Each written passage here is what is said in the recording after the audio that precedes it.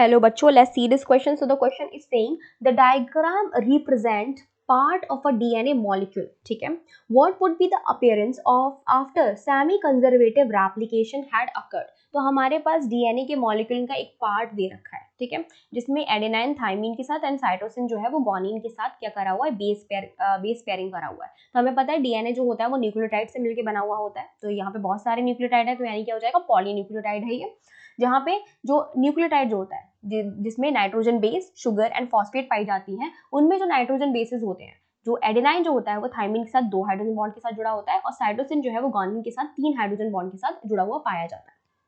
अभी semi conservative method के बारे में पूछ रहे हैं, तो बेटा सेमी कंजर्वेटिव रेप्लिकेशन वो रेप्लिकेशन होती है जहां पे डीएनए मॉलिक्यूल जो होते हैं, ठीक है, रेप्लिकेशन का मतलब क्या हुआ, डीएनए जो है डीएनए बना रहा है, अपनी ही कॉम्प्लीमेंट्री बेस पेयरिंग करके क्या बना रहा है, डीएनए बना रहा है। सेमी कंजर्वेटिव का मेथड का मतलब ये हुआ कि जो नया डीएनए बन रहा है, ठीक है, उसमें एक पैरेंटल स्ट्रैंड जो है वो कंजर्व पाई जा रही है, ठीक है, यानी कि एक पैरेंट की स्ट्रैंड जो है, जैसे कि 2 हमारी स्ट्रैंड्स पाई जा रही है, ठीक है, एक स्ट्रैंड ये है और दूसरी स्ट्रैंड ये है, ये दोनों क्या है, पैरेंटल स्ट्रैंड है, ठीक है, ये दोनों क्या है, पैरेंटल स्ट्रैंड है। और जब ये रेप्लिकेशन करने जाएंगी, जब ये क्या करेंगी, रेप्लिकेशन करेंगी, ये गई रेप्लिकेशन करने के लिए, तो रेप्लिकेशन करने के टाइम पे दोनों पैरेंटल स्ट्रैंड एक दूसरे से अलग हो जाएंगी, ठीक है, अलग हो चुके हैं।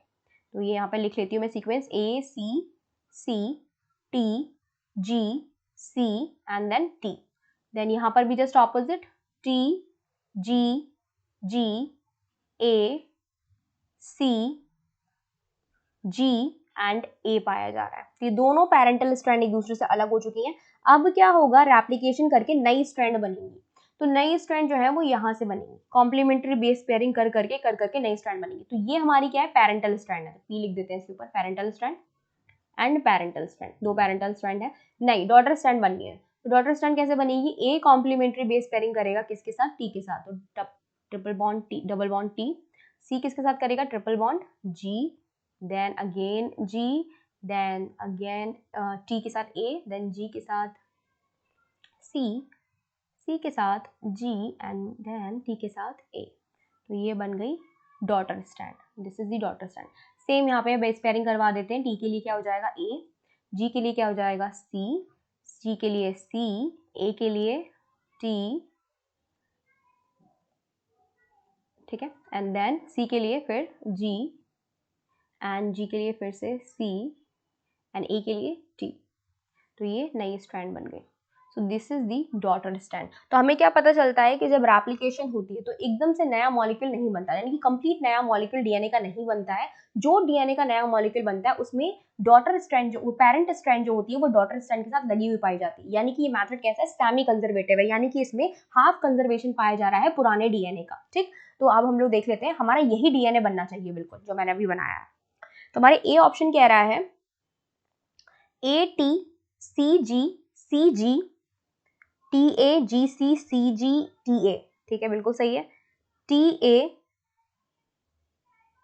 जी सी